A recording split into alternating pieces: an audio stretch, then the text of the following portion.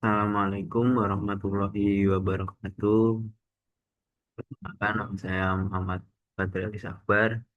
Di sini saya akan membuat video untuk menyesuaikan tugas ujian akhir semester di mata kuliah Komunikasi dan Negosiasi Bisnis di semester 6. Di sini saya akan membahas tentang definisi komunikasi dan negosiasi bisnis. Apa sih itu komunikasi bisnis? Komunikasi bisnis adalah proses penyampaian informasi antara dua pihak atau lebih dalam konteks profesional atau organisasi dengan tujuan mencapai kesepahaman, kerjasama, dan hasil kerjasama yang efektif. Bisa dikatakan di sini kita sebagai pekerja komunikasi dengan para pemilik modal sehingga nantinya mencapai kerjasama dan hasil kerja yang diinginkan. Sedangkan negosiasi bisnis adalah proses tawar-menawar antara pihak untuk mencapai kesepakatan yang saling menguntungkan. Jadi pemilik usaha juga untung, kita sebagai pekerja juga diuntungkan dengan pekerjaan tersebut. Yang selanjutnya, manfaat komunikasi dan negosiasi bisnis dalam bekerja. Yang pertama, meningkatkan efisiensi kerja dan koordinasi tim. Sebagai contoh, seorang kepala mandor berkomunikasi atau mengkoordinasi bawahannya sehingga proses produksi berjalan dengan lancar. Ketika ada problem antara pekerja dengan pekerja lainnya, maka nantinya ini para atasan yang akan menyelesaikan atau problem dalam pekerjaan, contohnya barang NG, kita harus laporan dulu terhadap atasan. Yang kedua, menghindari konflik dan miskomunikasi.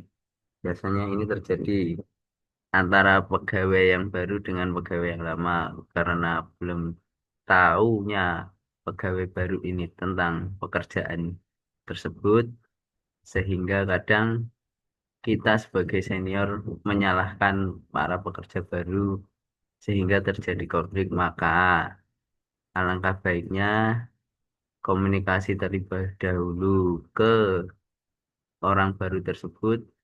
Kita sebagai senior harus memberi contoh bagaimana sih mengerjakan pekerjaan tersebut sehingga nantinya para pekerja baru tersebut tidak melakukan kesalahan. Yang ketiga, membangun relasi kerja yang sehat dan profesional. Yang keempat, meningkatkan kepuasan pelanggan dan produktivitas perusahaan.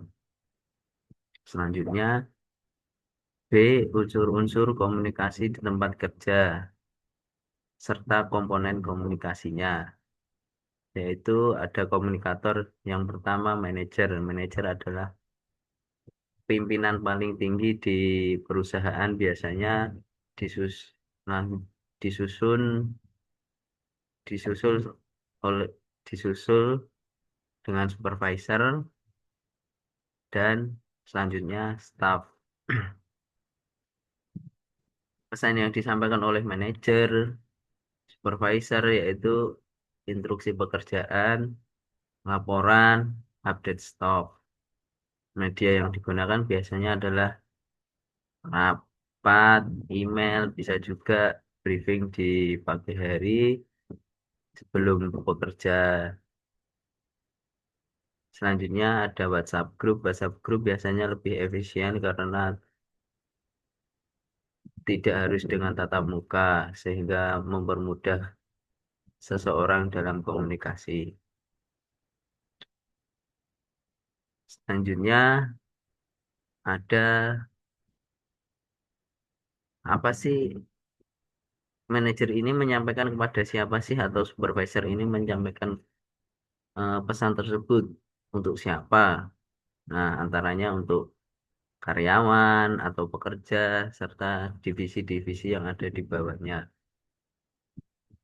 Saluran komunikasi yaitu rapat mingguan, email perusahaan, obrolan WhatsApp, bahkan ketika istirahat diskusi santai pun bisa menjadi saluran komunikasi yang baik, sehingga nantinya menciptakan eh, komunikasi yang baik antara pekerja dan atasan.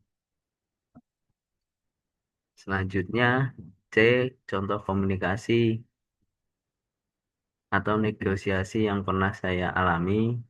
Ya, saat ini saya bekerja di PT Handal Indonesia Motor.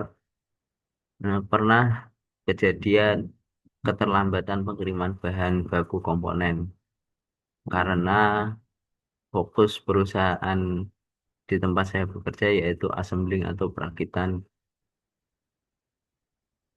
perakitan hmm, suku cadang kendaraan roda 4. Karena kita fokus untuk perakitan saja sehingga ketika terjadi keterlambatan pengiriman barang dari Cina langsung sehingga akan mengakibatkan proses produksi terhambat sehingga kami dari PT Handal Indonesia Motor kadang juga eh, tersendat dalam pengiriman ke customer PT Handal. Selanjutnya, pihak yang terlibat yaitu tim supplier mestinya ya. Selanjutnya, tim produksi sehingga karena tim produksi adalah ujung tombak dalam perusahaan, bisa dikatakan seperti itu. Selanjutnya, tujuan komunikasi dan negosiasi bisnis menyampaikan pentingnya pengiriman tepat waktu dan menegosiasikan opsi saluran pengiriman cepat. Ini adalah contoh-contoh komunikasi yang terjadi melalui grup WhatsApp ya, yaitu ada output harian selama 8 jam bekerja yaitu 45 unit kendaraan roda 4 yang bisa diproduksi karena kami pabrik mobil Cina sehingga 45 unit itu sudah termasuk banyak karena pesaingnya dari brand-brand Jepangan khususnya ya Toyota, Daihatsu, Honda. Ada juga ini komunikasi untuk kebersihan lingkungan kerja. Ada juga perintah lembur dari atasan. Selanjutnya, analisis proses komunikasi atau negosiasi. Gaya komunikasi yaitu kolaboratif dan solutif. Strategi komunikasi, klarifikasi kondisi secara transparan. Itu ketika ada suatu problem ya harus dibicarakan secara transparan antara pekerja dan pemimpin dari perusahaan tersebut atau ketika ada kendala pengiriman maka pihak customer harus konfirmasi dulu terhadap perusahaan sehingga nantinya eh, terjadilah proses transparan tersebut menunjukkan urgensi dan rasional operasional menawarkan biaya ekspedisi tambahan jika perlu. Selanjutnya, saluran yang digunakan bisa melalui email resmi dan WhatsApp grup supplier. Terus hambatan yang mungkin terjadi yaitu keterlambatan respon dari supplier ya. Biasanya menjadi keterlambatan yaitu mungkin pada saat pengiriman barang tersebut karena ini dari Cina ke Indonesia cuaca ya, bisa jadi cuaca menjadi faktor utama dalam pengiriman barang tersebut. Sehingga manusia pun tidak bisa dapat memprediksi kendala tersebut. Selanjutnya, tidak sinkronnya update status pengiriman. Yang mungkin karena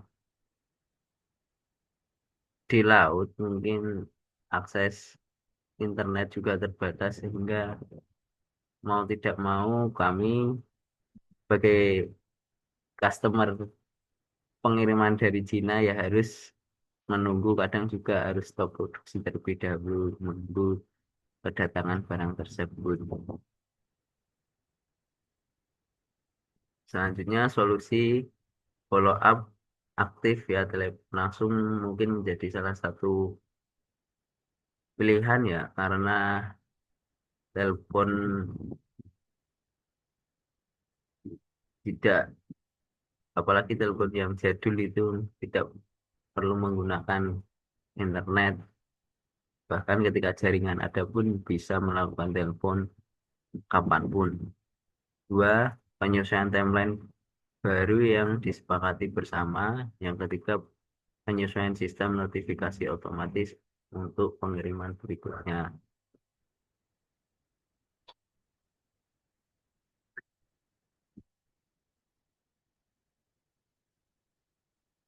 Selanjutnya, laporan bisnis studi kasus 5W plus 1H di PT Handal Indonesia Motor.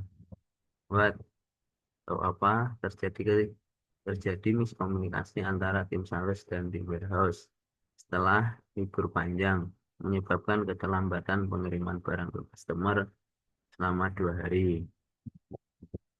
Siapa? Tim sales, tim warehouse, dan customer PT Handal Indonesia Motor. Kapan? Senin 30 Mei 2025. Where? Di mana? Gudang Pusat PT Handal Indonesia Motor Bekasi. Mengapa tidak ada koordinasi yang memadai terkait kesiapan stok? Karena sistem ERP belum diperbarui saat libur panjang. Selanjutnya, bagaimana customer menghubungi tim sales karena pengiriman belum tiba? Tim sales menyiapkan atau menyampaikan protes ke WhatsApp ke warehouse yang menyatakan belum menyiapkan barang karena info permintaan belum masuk. Mungkin langkah yang dapat dilakukan adalah rapat darurat antara customer dan pihak sales warehouse agar disepakati pengiriman diprioritaskan dan kompensasi dengan potongan pengiriman atau diskon. Dibuatkan sistem laporan cuti dan shift gudang untuk hari libur ke depannya. Mungkin ini untuk bagi tim warehouse ataupun tim logistik ya ketika terjadi libur maka alangkah baiknya di shift antara yang pagi dan siang sehingga mengurangi risiko keterlambatan pengiriman. Strategi komunikasi yang efektif dan kemampuan negosiasi yang baik sangat penting dalam dunia bekerja untuk menghindari konflik dan membangun hubungan jangka panjang dengan mitra bisnis.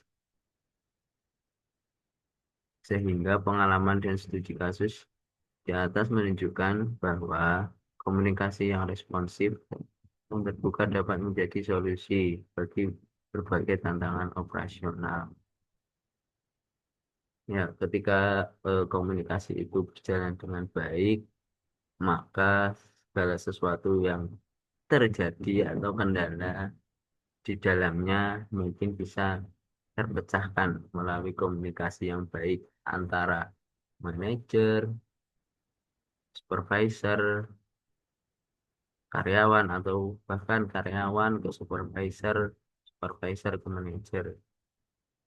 Nah, ketika komunikasi itu berjalan baik, hmm, kemungkinan kendala-kendala yang terdapat dalam pekerjaan juga dapat terselesaikan dengan baik tanpa adanya konflik di antara manajer, supervisor, dan karyawan.